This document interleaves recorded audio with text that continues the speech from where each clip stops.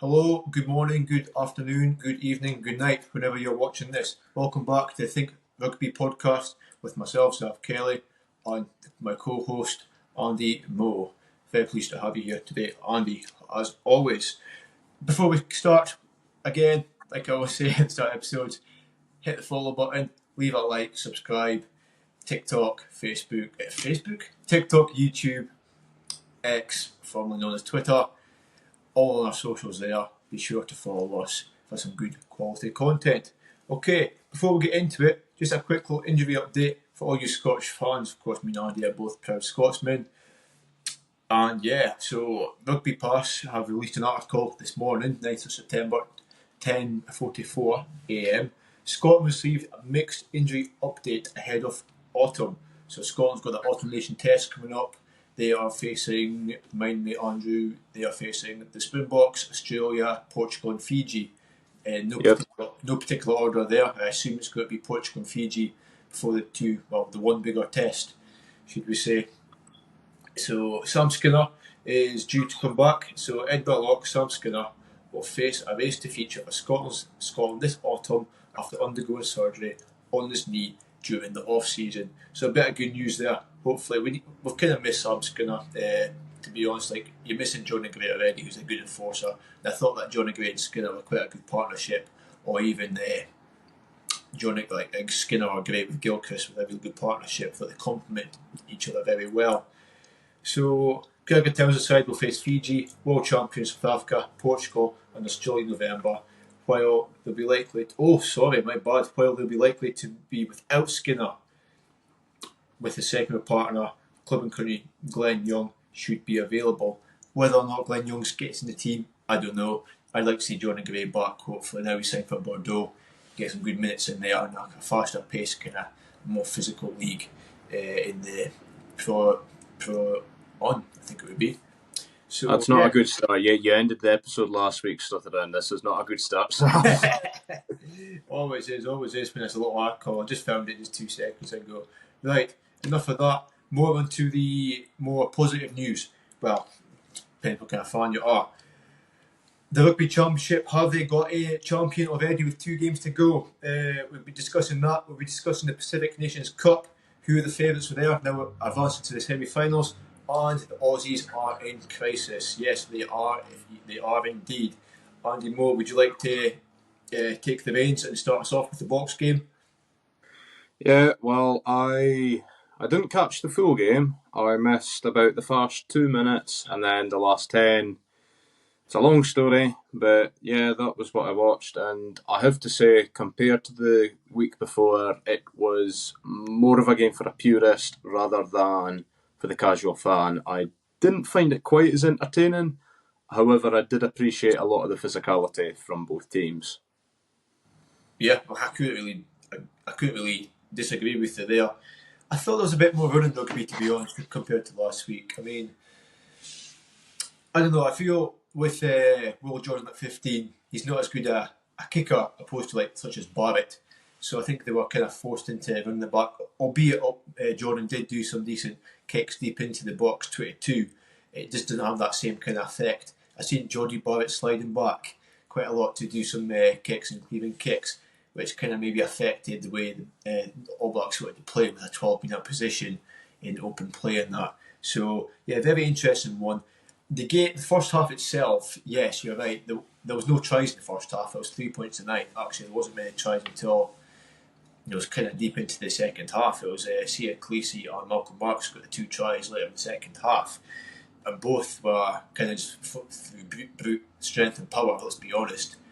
Cleese's was a pick from a couple of metres out, and Malcolm Marks was peeling off a maul. Which, I mean, Sevu Reece, oh my goodness, I think he was looking up at the stars or something. He wasn't even aware that Malcolm Marks peeled off, and it was absolutely walking for him. Whether or not Sevu Reece would have stopped him or not, either got under the ball, I don't know, but we'll never know. But yes, with Africa, fair play to them. They played their waiting game, and they always treat it like a game of chess. I feel is do the Springboks. They're always waiting, and they're tactical with their changes and when they like to strike and go for it. And they like to strike and go for it when they put the big boys, the big bomb squad on, which seemed to work once again. Especially also Malcolm Marks getting that game-winning try. Anything to add? No, not really. I just, yeah, you're saying it was like a game of chess. It really reminded me of the second Lions test from a few years ago, albeit that was behind closed doors, so that was a completely different element. But yeah, I mean,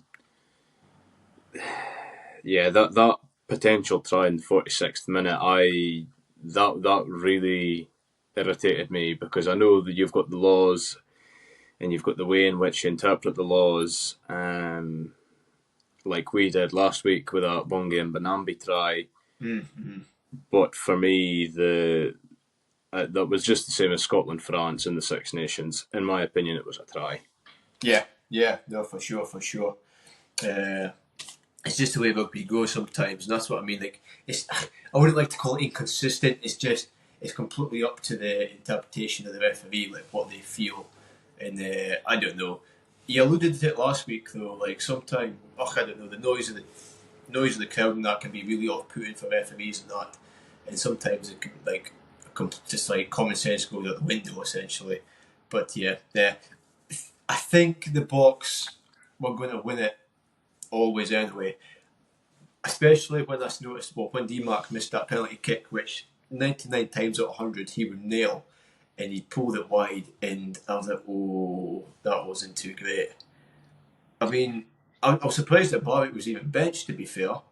Yeah, so was I. I mean, I'm not saying this is like a pew pew because well, Jordan's your boy, but I really did think it was quite bizarre squad picking by Razor, but he maybe knew something we didn't. I mean, you alluded to that there. I thought the New Zealand, if it wasn't for Cody Taylor, I didn't think they would be getting that much of a any way of getting a try. To me, it was all their game plan was kicking for points. I thought, and that's okay. But when South Africa did get that try, you are just made to look like an utter mug because that's your game plan out the window. Mm-hmm. Like, oh, yeah, sure. I think they do struggle. Like I noticed in the first half as well. Like both teams, most of South Africa, they're struggling to keep hold of the ball. Like they just kept simple little errors, dropping balls in rucks, knocking it slightly. It was a bit scrappy for a while. Wasn't too sure what's going on. What I will say, totally.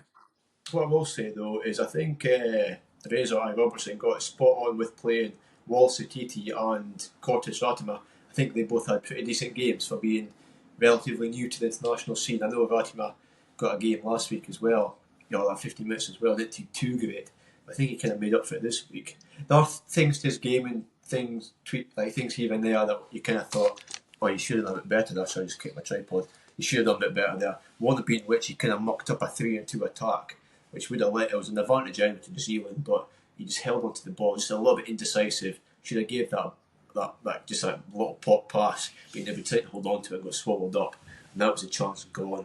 But I think for Sititi, there was some stats and 59 metres in carries. Goodness knows how many breakdowns he was in.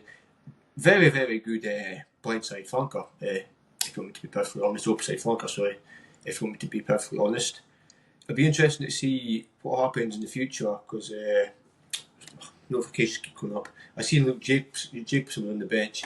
He's still got who's the boy? Dalton Papalini. He's still got him to come back, and I thought he was probably New Zealand's best back rower. Like flanker, should I say? Because the best back rower would be Arnie Sevilla, without a shadow of a doubt. Although Sam Cane played once again pretty well, I think Kobe was nearly in for a try in the first half. Sam Cane managed to get a little whisker on his boot to get him down. It just shows the quality of Sam Cane though. It's something to get Kobe when you already passed him though. I think Sam Cane got a lot of stick. Not just obviously the World Cup, even last week. I seen an article where folk were kind of calling for him to get cited, for the Springboks to cite him after a collision with Khaleesi, which ended up breaking his nose. And Khaleesi, still played the game Saturday. He says you have to do a lot more than that to stop him from playing. But I thought it was a kind of touch of class from Rassie Erasmus decided not to try appeal that to try cite Sam Cane for the game, even though it would have been an extreme advantage for Sam Cane not to play because he's such a world-class player. Rasmus actually went up to him after the game, apparently, says that all the articles and journalists said we're not going to cite you because we don't believe that was intentional. And that is actually the true spirit of rugby, and it's actually very good to see. Did you notice that at all? Or maybe not? Well, I could totally get the kind of the sporting edge or sporting fair play from Rassie Erasmus, because that's the second week in a row I've listened and watched Sia Khaleesi after the post-match week's interview, and very, very humble, very, very gracious, even in like when they win. Mm-hmm. So I think that there must be like a really like work hard but keep humble culture within the Springboks. I know what I said last week about the fans. That's different to what they're putting out on the pitch and in their interviews, in my opinion. I think with Khaleesi, two things I want to say about Khaleesi, or three things. He's a fucking world-class quality rugby player. He's very, very, very influential. Just the way he speaks and comes across, and also the way he plays. Like everything he says, he backs up on the park. But also, he said about how humble he is in his post-match interviews. He come from very humble beginnings. Came from literally like eating like a slice of bread and drinking powdered milk. That was like his diet when he was just like a little school child, and he come from very humble beginnings. And if you think of all the privileged people in the UK that play rugby and don't are amateur, even professional, that are just a shadow of the player that he is. I mean, and for him to be so humble, that's incredible. Because some people would be so cocky about that. But no, and that's why I actually think Khaleesi, if he's not top three, he's probably the most influential rugby player of all time, in my opinion. I think he surpassed anyone before him. I genuinely can't even think anyone that comes close at the current moment in time. Francis Pienaar. Sorry? Francis Pienaar. He's one of them. He could be, well, of course, back in the day when South Africa won the World Cup for the first time, there's that massive a segregation between whites and blacks in there. I was the first time to win it, and obviously had Mandela and Pienaar lifting the trophy, like uniting the nation. But I think with Khaleesi, he's the first black Springboks captain, and he's been the captain for two World Cups now, probably going to his third. Yeah, about eight years, something like that, yeah. Longevity-wise, that's incredible. You're actually probably correct. There must be some folks of South Africans, to be honest. But but being a country with so much state of affairs going on and stuff like that going on, which we won't get into too politically. But to come out like that and unite as one is crazy, because it's still going on today, and he's still like making the nation come together as one. But so that's just my take on it. But once again, absolutely incredible rugby player. I think if you've got a team of the decade come 2030, I think he would be one of the first names on it for me, especially in the number 6 position. I don't think much people would be able to compete for it. Once again, not just sentimentality, but also just the way he plays. He always seems to show up in the big stage, literally just like the weekend when he scored the try when the Springboks were behind and needed a score because All Blacks were like 9 points ahead. He went and got that try and changed the game essentially. Not just him, but obviously he finished it off. Okay, here's one for you, because I don't think he had that good a game. Pollard or Sasha? Feinberg and Zulu. Well, I mean, I will be honest, I thought Zulu was going to be starting at fly half, but it's probably similar to what we said about Razor. I mean, Rassie probably... I think they both knew that it was going to be a different style of game, so that's why they went for Pollard, just because he's a proven goal kicker. And I'm not sure how old Zulu is, but it's a lot of pressure, fair enough to back him, but to, back-to-back tests against New Zealand, I mean, yeah. I think it's the pressure and element rather than an injury or anything. It's a lot. I also noticed the switch from halves. Grant Williams started. Grant Williams is absolutely electric. as a scrum half. So I thought, for a minute there, I thought, oh, a bit of fizz. Having said that, Cobus Reinert can do the same, but he's not quite as fast as Greg Williams. But then Pollard was playing, and he's not that he's slow, but like it's just a different kind of game, that more controlled kind of game compared to Sasha. Caelan Moody came onto the wing. Cheston Kobe went to 11, Caelan Moody at 14. For me, that's the future for Springboks rugby. I know Curtly Arnott is a good player, but I just think Caelan Moody is just a little bit more electric and fast paced. I mean, there's not much size wise. I think Moody's probably a bit bigger, actually, more physical compared to Arnott. Once again, Moody gives you more variation, so maybe that's why he's more favoured. You can't play 13 as well. Could be that kind of element to it. So yeah, I don't know completely. It was interesting though, for sure. And as for the All Blacks team, like I alluded to, the changes that All Blacks made, they weren't bad ones. I think probably made the game better. So actually, kudos to both coaches, because I think they both kind of got their changes right. Maybe the Will Jordan one was a bit hit or miss, but for me, you should be dropping D-Mark and you should be playing Bowden Barrett at 10 for the time being, because I'm sorry, D-Mark just cannot do it when it's top level, when it's teams playing at the top of their powers.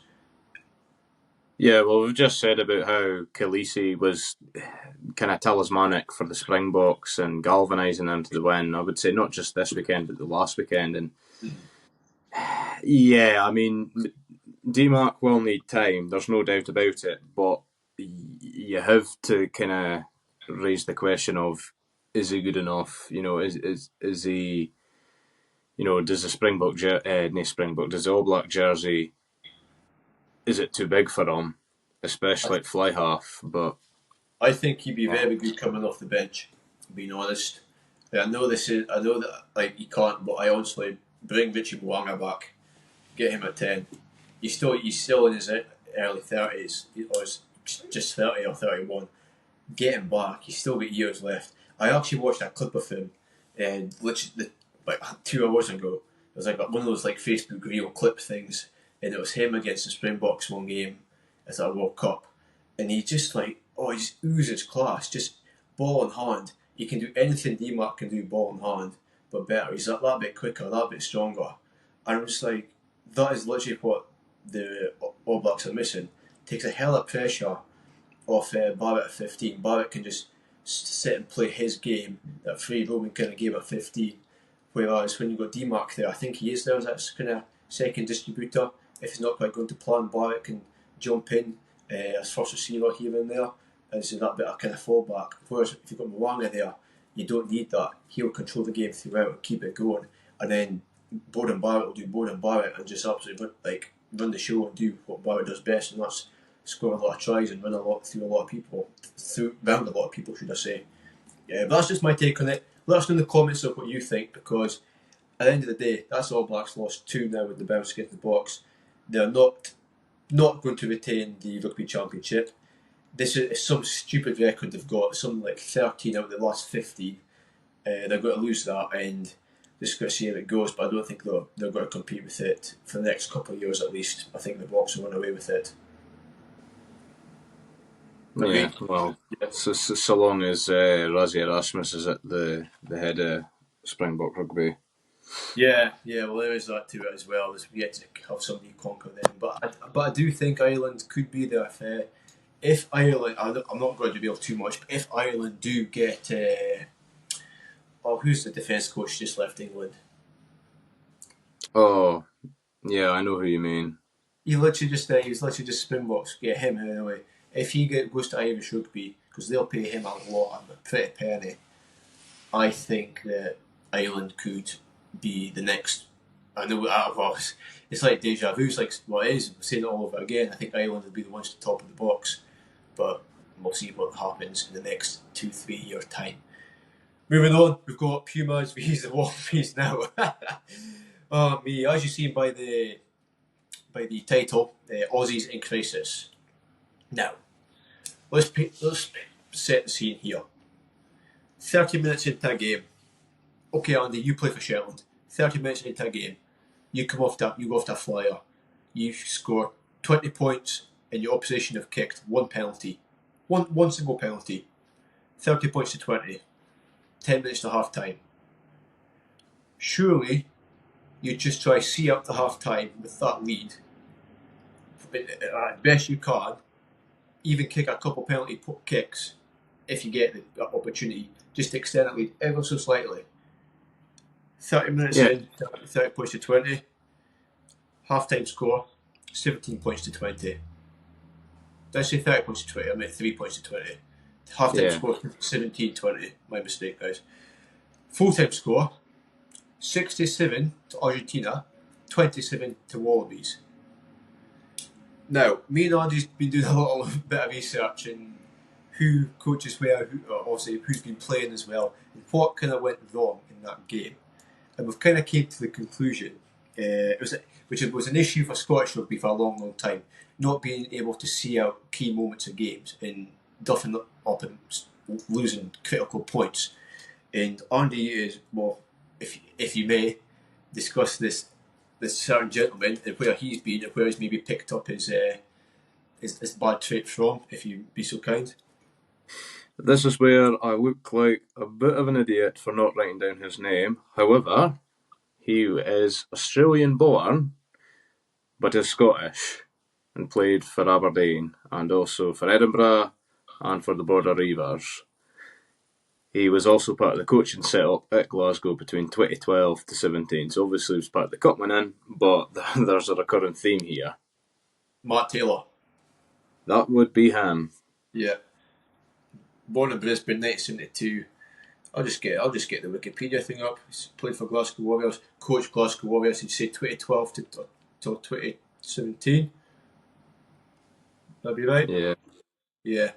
So he's got quite a respectable CV, especially on the coaching side. He was a defence coach for Queensland Reds. I don't know. I mean, I think after this weekend, I'm not sure if that CV is going to hold up much weight. Yeah, well, that's maybe why he's an Australian coach. So literally, like, if you look at the last 15 minutes of the Australian game, at least two, if not three, of the tries was simple, draw pass. It was basic. It wasn't just basic, it was completely unacceptable for a supposed Tier 1 nation to be that bad. Yeah. That last two tries, inexcusable. Joe Schmidt said after the game, they walked off a cliff. No words can describe how bad they were. And we were giving them praise last week for actually winning a game. Yeah, literally. Yeah. You know what? Oh shit! What was I about to say? You know what though? Like, seeing a drift defence. This is getting a bit more technical now. Hopefully, it's appealed to you. I've the viewers, not you, Andy. You've got to listen and deal with it and get on with it.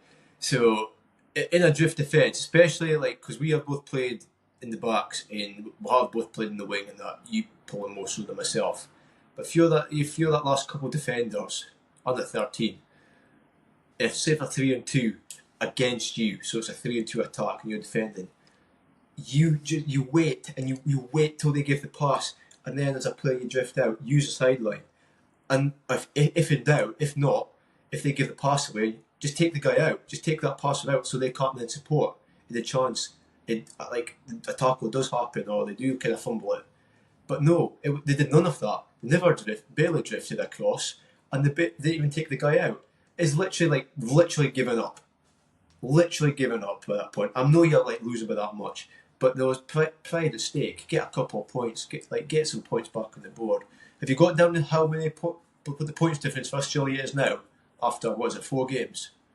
After 4 games, Australia are on negative 83. So that's 21 points per game. Just basically. Effectively, yeah. But to put it into context, the world champions, the Springboks, played for, won for, obviously. They've only got a positive difference of 54. Yeah. So, like, it's been 54 points is a big swing, let alone 83. Mm-hmm. Yeah. I mean, so it shows how competitive it's been though for the Boks to only have plus 54. Like literally, like, and then minus 83. Like, I'm sorry, but that's like historically Italy numbers. That, Like, let's that, be that, honest. I mean, I think that was their worst defeat since '97. I mean, that's their worst defeat since '97 to date. Within a year, there's going to be the Lions to it. They are going to be chewed up and spat out. 3 Oh 0 to the man, Lions, easy. oh man, I've got one for twat of the week already. Yeah, Absolutely. no, the No, whole. no, no, listen. I've not even spoken to you about this yet. Obviously, we've got a TikTok page. I see a TikTok just on the for you page, and it was my rugby takes, and one of them was two of them. One of them was good, but one of them was terrible. The good one was Cunningham South start for the Lions, which I could kind of get behind, but that's completely irrelevant to this. This one was Australia will win the Lions tour, and I was like, how can you come to that conclusion? Literally, like, and look, I know sometimes we do things for views and for clicks and that, but fucking hell, that's just pure stupidity. I wish I believe reported the page now because that's just an absolute disgrace. That's I just honestly gross think information, that. it'll be an absolute clean sweep. I feel absolute clean sweep.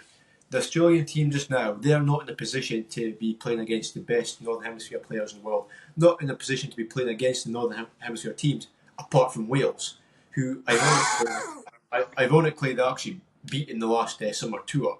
I don't get it. They beat Wales twice, then they lose. Well, they beat Argentina once, but then get absolutely hot by Argentina. Lose to Springboks twice, so it shows like they're nowhere near them. And I don't even think Springboks were in second gear, never mind fifth gear.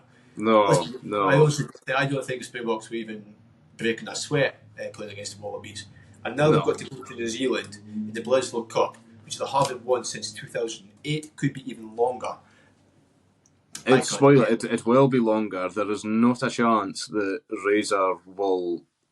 They've just came off the back of a double defeat to the Springboks. They will be winning that trophy. And let's be There's honest, just there's no other outcome. And let's be honest, for New Zealand, for the first 65 minutes of games, they did kind of, or 60 minutes, they did kind of see out the Springboks. It was like the last 20, 15 minutes, when the Springboks kind of powered on. The Wallabies are not going to be like that. There's no chance. They're going to get unsure against Argentina. They'll just get weaker and weaker as the game goes on. They've got not much depth in the bench whatsoever. Like, I said this to you before we started, their team it's not nobody's, but look at the team. What world class talent they've got in the team. Remember, like back in the day, they had Michael Hooper, Marika Koroibete was playing, but Koroibete past it. Who else did they have? Even Bernard Foley back in the day was world class. Pocock at number 8 was world class. They had so many good players, and I'd see some of the really good players who, with I wouldn't say like young with potential now because they've come on a bit. One being Jordan Pataya. They can't even get a sniff into this Wallabies team.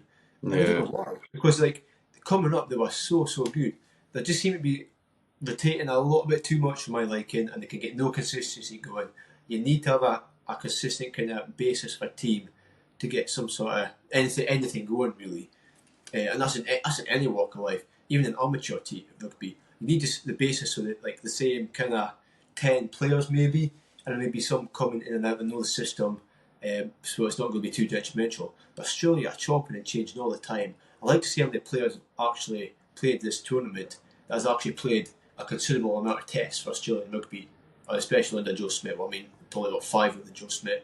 So it was always going to be tough because it is a new system with Joe Smith, but bloody hell, I didn't think it'd be this tough. no, yeah. Just everything, all the praise that they did last week. It's literally 1 step forward, 3 steps back this week. Just, I The mean, alarm, there's been a lot of press in Scotland about going for an 80-minute performance and all this, don't they? We're not going to get into that, but it's uh, Australian alarm. Australia are so much worse. I'm just, yeah. The alarm bells are ringing, and ironically, speaking of bells, Angus Bell is probably one of their best players and the only player that seems to be capable at the moment. If you think that I mean, this won't happen because they can't sack another coach so early on, or maybe whether or not he leaves, I doubt it, but he might. If Joe Smith leaves or gets sacked, who would you replace the Wallabies with this moment in time? I think they should take Gregor Townsend. Really? Ooh, interesting you say that. No, I just so would. we don't have him. Oh, fair enough. Fair enough. Okay, so He's on a short term. He's on a short term deal. He will be there unless like he's falls out with the board or what. He will be there until the Lions tour, and then they will get rid of him. But okay. it's not a good time for them at the minute. Do you think they'll maybe wait for somebody else to actually run down their contract and go for somebody? If it's such a short contract. Like he's the best of a bad bunch just now, and they've just like, okay, we'll go for Joe Smith. He's done okay with Ireland. He didn't do what Andy Farrell did, but he did all right. No, I think it's purely a financial thing. I think that to pay out $4 million Australian dollars to Eddie Jones and that's possibly 4 million they never had, because they're like rugby union's like the fourth or fifth most popular sport in Australia. yeah. Not that much money. That's why all the superstars are going to the NRL playing rugby league, because that's where the money's at. Which is mental, because you can't even compare it like over here. So the money's in union here compared to league. Well, yeah, it still is. No, I think for me, sorry Andy, for me, you know what I would have done? I wouldn't even have sacked Dave Verney in the first place. They sacked Dave Verney before they took Jones. Dave Verney did a job at Glasgow, and it was his first international, like proper international go at being head coach. And I don't think he did too bad, to be honest. Honestly, he was developing. What do you expect? But now they've had Verney, Eddie Jones, and now Joe Schmidt, and like off the block of the first few games, nobody's done that well. Whoop to do? You beat Wales twice in Australia. What you expecting? But yeah, and Eddie Jones didn't have that much time in the World Cup. Once again, what you expecting? But I think Eddie Jones, though you kind of take what he said with a pinch of salt. But for Dave Verney, such a modest, humble guy, really good coach. Glasgow was brilliant. Just didn't get that chance and opportunity. They see Eddie Jones and thought it was a fast track to success, and they were wrong. So in a way, they've kind of got themselves to blame. They're in this kind of puddle of mess. No, absolutely. Yeah, I mean, the only name I can think of would maybe be Wayne Pivac, but besides from that, I think it's a bit of a poison chalice at the minute. I don't think anybody will want to. I mean, unless it's like an up and coming coach, like and isn't getting an opportunity, potentially Australian. I don't think. That's. They're a tier 1 nation playing tier 2 rugby. It's as simple as that. That's a perfect way to describe it, actually. 100%, that's perfectly. You do realise Wayne Pivac's a Kiwi? Well, beggars can't be choosers. Yeah, true. Like, they've already went with Joe Smith. I just couldn't see them go for another one. Surely not. You never know. He's the coach for the Green Rockets in Japan, anyway, so he'll be making a heavy ransom there. So I couldn't see him leaving. He might not be bothered with it, so how it went with Wales. He felt like, nah, I am not going through another experimental development team like Australia. So I don't know. Do you think Argentina could do one over the Box or do two over the Box? Because Argentina is actually the only team that could still win the Rugby Championship. I think, speaking very, like, the obvious thing to say is, the travel's a big thing. I do think they are within a fighting chance of beating the Springboks in Argentina. I think it is one round. In the last round, the first game is at home for one team and then away for the second game. I can't see them beating Springboks in South Africa, but I think they could be very, very close if they, like, certainly within 3. Like, the Springboks would have to dig deep to outdo them. And they probably will. It'll probably be a double win for the Springboks, but you never know what might happen. Yeah. I think you're probably spot on with that knocked on the head there. Can't really knock that too much. Carreras is certainly in quite good form, in my opinion, and he's a real. Obviously, Argentinian rugby isn't something I watch an awful lot of, but with this podcast, when I'm watching it, he's a really exciting player, and which one, winger or half? Probably the winger, yeah. Yeah, I agree. He's a lot of like kind of short, stocky guy, but honestly, he's just always in the right place at the right time. Fantastic player.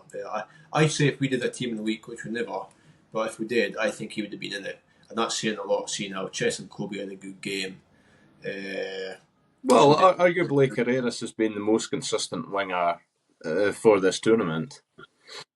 Yeah. Between him and Kobe, and I'm being kind here. I'm kind of blowing smoke on Kobe. Between him and Kobe, I won't give him that. Yeah, I think I would go Caleb Clark, but he doesn't get picked all the time, so I can't. Right, we're going to quickly move on to the Pacific Nations Cup. So, who are the favourites? If you've been watching it, keep it up with it. It is on Rugby Pass. It is at 4 o'clock in the morning. Sometimes at 11 o'clock, depending on where it's at. So we had some pretty good games. On Friday, 6th September, Tonga faced Fiji. And I was waiting to try to crack a joke about an upset. There was no upset. Tonga lost 19 points to 50. It was men against boys for the most part of it. Once again, the Fijians are Fijians. Like, they just have to do you. As I learnt on Saturday, as I got trying to tackle a Fijian, and I've absolutely busted my shoulder. All I heard was crunch, and I was like trying to lift it, and it was like super numb. But yeah, honestly, like the Fijians are just different gravy. They're through to the semi-finals, and they will be playing USA if my memory serves me correct. Yes, Fiji will be playing USA in the semi-finals. How do you think that one will go, Andy? But I mean, I think I know your answer already. But yeah, Fiji. Yeah. Yeah, Fiji against the USA. USA has been doing all right. I mean, they lost to Japan on Saturday, just passed 41 points to 24, but they both progressed through to the semi-finals along with Samoa. And yeah, Samoa were through from the week before, but Samoa only went through with 5 points, I believe. Yeah, Samoa just had 5 points, still went through, but no, it's the same with USA. So semi-finals are Fiji vs USA and also Samoa vs Japan. It's a Samoa vs Japan game. I think that's a bit trickier to call, but definitely. I'm going to. You know what? I'm going to say Samoa. Wow. I think Samoa beat Japan. I'll tell you why. But I mean, do you have your prediction first, or do you want me just 5 ahead? No, it's fine. I know you're going to have your anti-Eddie Jones specs. Yeah, Now, I've taken the lead here, so I'll let myself go first, and Zav can try and regain some dignity. This is the most raw and uncut podcast for a reason. So, I have decided to go a bit tricky, but it's trying to word things in the right way so that it's harder for Zav, because if I worded things differently, it would be easier. So, the first clue is I was born on the 8th of February 1996, making me 28.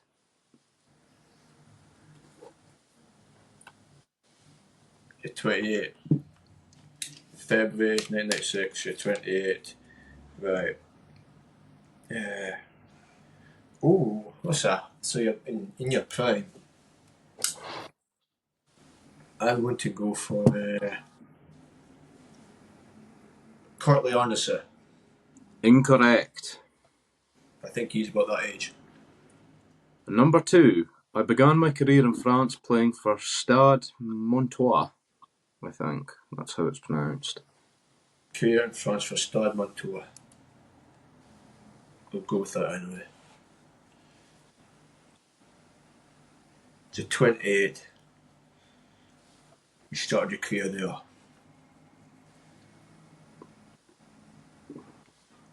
Caleb Muntz for Fiji. Incorrect. Number 3. I play as a back rower, and I was with my country representing them at the 2019 Rugby World Cup. 2019.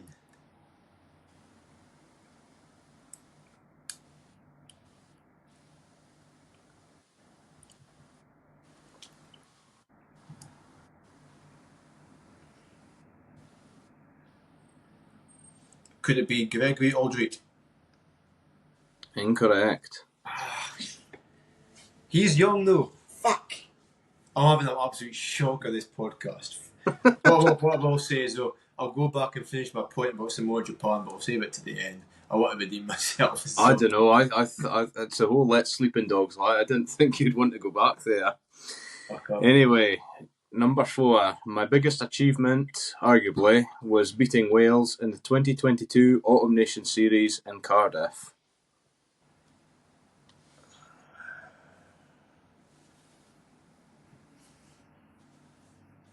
You're back row. So you're 28. Started your club in France for who? Stade Montois, or Montois. Third clue was back row. Represented 2019 World Cup. And also the last one before, 23. And you, in 2022, beat Wales in Cardiff. C. Michele Lamaro. Incorrect. Why would Michele Lamaro be... That's the Six Nations. This is the Autumn Nation Series. I'm literally just thinking somebody who can play, who have played in France, is 28, that's been at both World Cups. Fair Basically enough. struggling. What's Go on then. Clue number 5. This Yeah. should give it away. I am currently the captain of Georgia.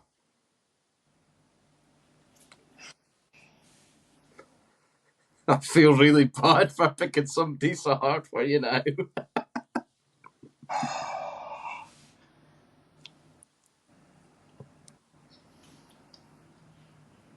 I know exactly who it is. Even if you say like the last name, I'll give it to you. Well, I wasn't going to give you the first name. Right, here we go. I've got a slim chance because it can either end in something Villy or Gotza or something like that, as most Georgians do. I have a feeling it's quite similar to the Georgian legend Mamuka Gotza, but it's not that. I think it's very similar though. I'll give you an extra clue. Although he's back row, his preferred position is number 8. I So know he's just struggling.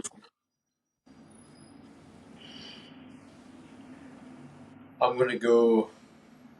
I think he's got the same name. I'm going to say his last name's Gotza. Yeah, I'll give you that. Yeah, Beka Gorgadze. Yeah. Gotza, yeah. It's a guy with scrum cap, is it?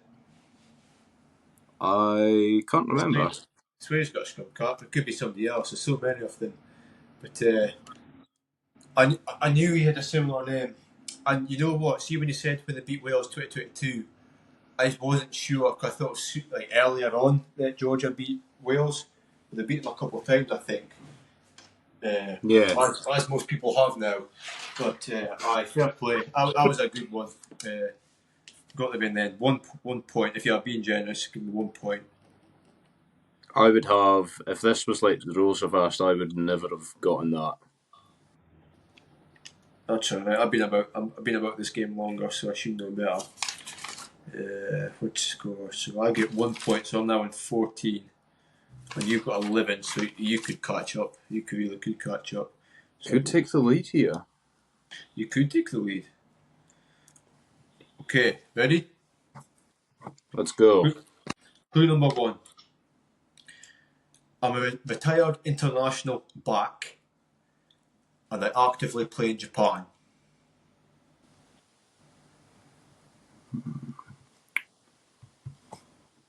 I've got a funny feeling that he's a Bok.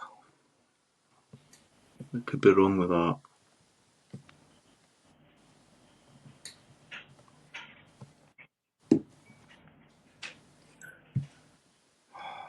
It's not Faf de Klerk, is it? Incorrect.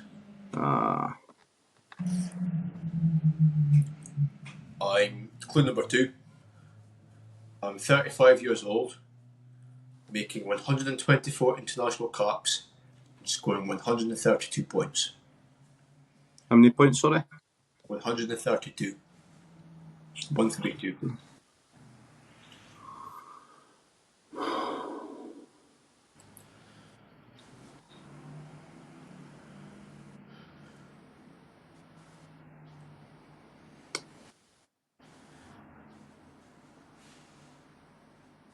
God, this is annoying, man.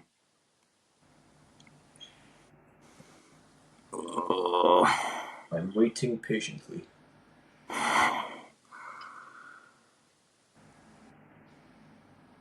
This is so annoying. Stuck, are we? The thing is, I genuinely know, other than like 1 or 2 players here or there, nobody I know plays in Japan. Oh, me. Well, I Could did be think that of one. George Turner, but obviously he's a hooker, so. Could be any back. Any back? Lee Williams. Incorrect. Damn it. Good guess though. It would make sense. Number 3. My professional clubs, I will say my professional career, have been the Highlanders and Toyota Verblitz, which are the Japanese team. Does not narrow it down any for me. Do you know who the Highlanders? Do you know where the Highlanders are from? Highlanders are New Zealand, are they not? Yeah. Because Haskell plays for them.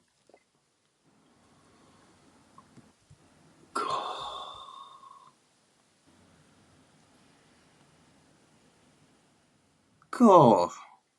You'll be kicking yourself.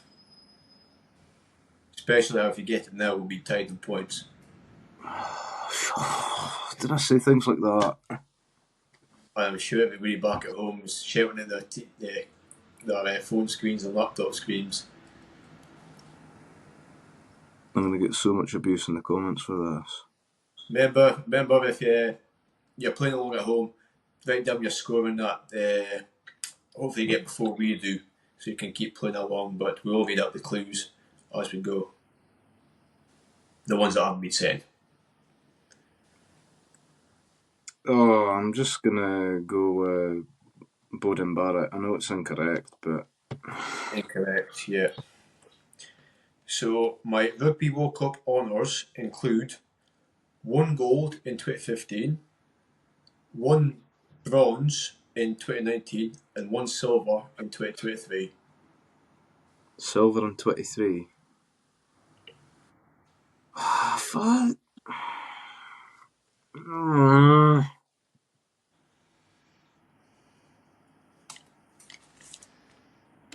Disappointing, Andy Moore. This is disappointing.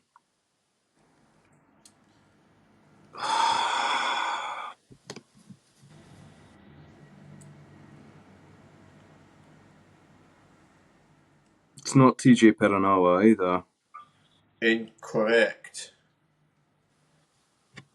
Number 5. That's funny. Number 5. I'm a Kiwi and I'm a scrum half. Oh, fucking... Oh, I don't even know. That's the thing. Oh, I laughed when you just said Oh. You do know who it is. You do. Is it Aaron Smith? It's Aaron Smith. Well done. 1 point. Oh, Andy, man. Andy. You don't get that. You don't get this content anywhere else, folks. So the 2 so-called rugby experts getting 1 out of 5 in the Guess Who game. It's like 2 retards fighting, man. It's like Wales, Australia. Yeah. Oh, fucking hell, that's embarrassing. That is so embarrassing. Let me know what your score was at home. We were 1-1 each. My obviously we're medal at clue, so it doesn't really matter. Guys had a good crack at that, plenty of time to think as well, because we took absolutely ages to decide there. What I will say is, I'll go back to my quick little point before we move on to Twat and Legends of the Week. So what was I saying about Eddie Jones was, I don't rate him as a coach in any way.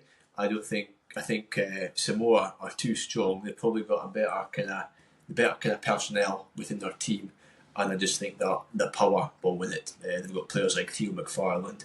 They've got players like, even those that have been playing too much, but even like Sapawanga, who is still able to play. He's liable to play for them through residency, and also through his roots and his nationality. You've got the guy Wong, who plays in the wing, who's an absolute beast, who's towing on the part.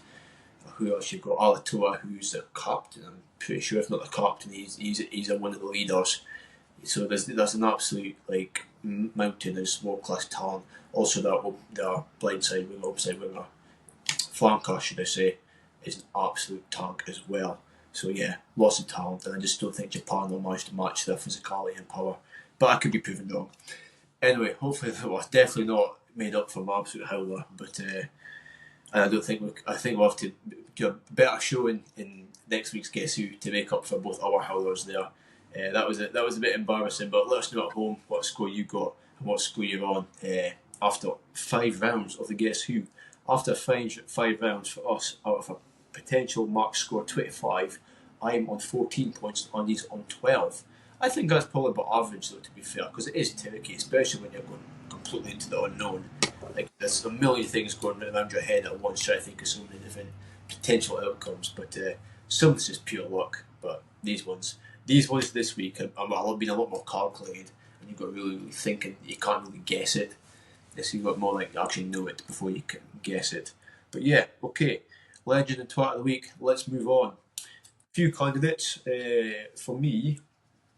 Legend of the Week would be Joe Smith. I'm joking there. Would probably be the Contepone, who Contepone is the Argentinian coach. He also played for Argentina. I think he also played for Italy. I could be wrong. I think he did actually play for Italy as well, surprisingly enough.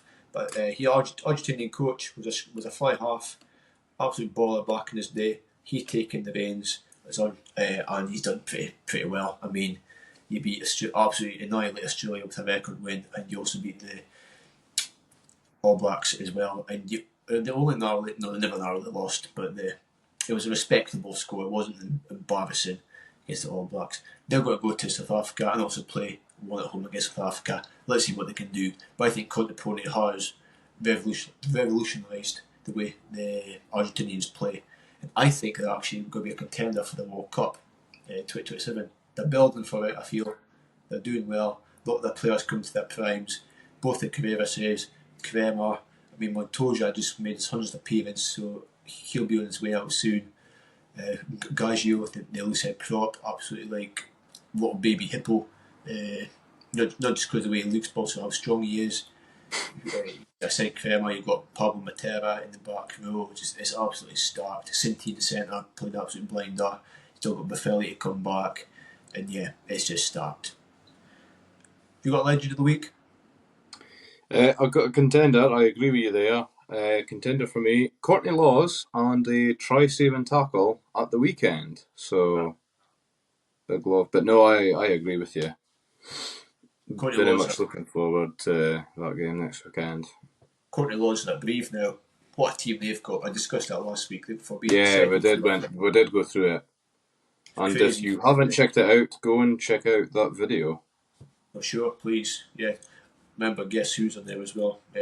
But please watch the whole episode. It's good for the algorithm. Twat of the Week. Right, I mean, we've added, in the space of the past 15 minutes, might add an extra one in being me. But, or us both for the hideous Guess Who attempts, should I say.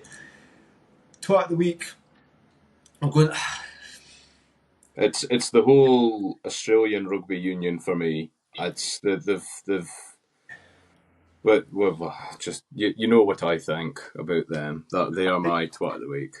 But I think it's Rugby Australia as a whole, like as a whole, not just the players, but it's them as a whole. They just can't, like, they're being debt. they've got a coach in who's actually a Kiwi. I mean, we've discussed this for like the past 5 weeks about Joe Smith being a Kiwi, but it's so interesting how they're backing him being a Kiwi. Their team selection is just being like different every single week. Like, I honestly don't know like how many players they've used.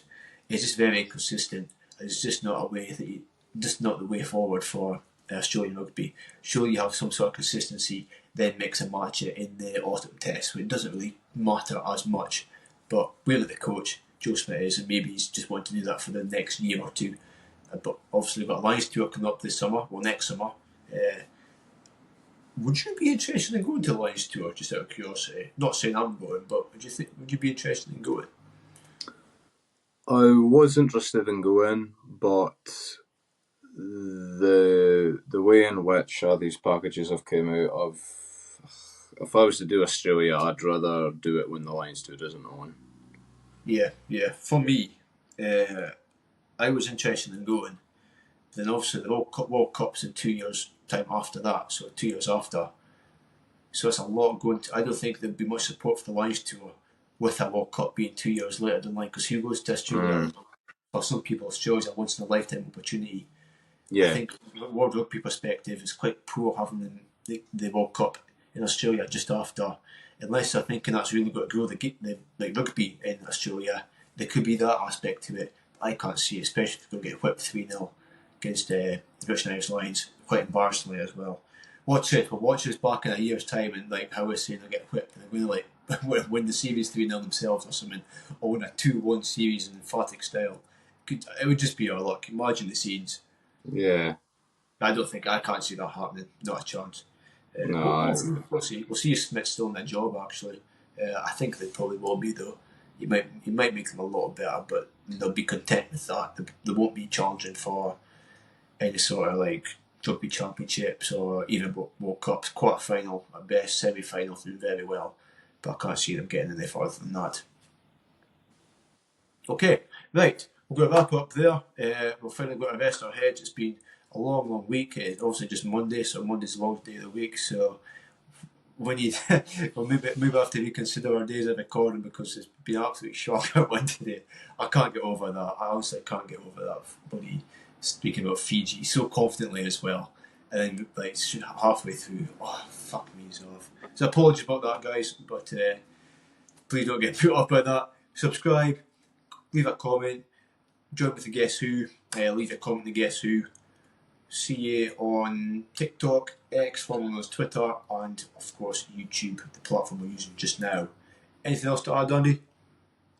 No, not at all. Thank you all for tuning in. Yeah, I thought it was going to be some smart comment like last week, but evidently not. No, you've insulted yourself. I don't need to. I know I don't need to say anything. You're not putting a man down when he's already.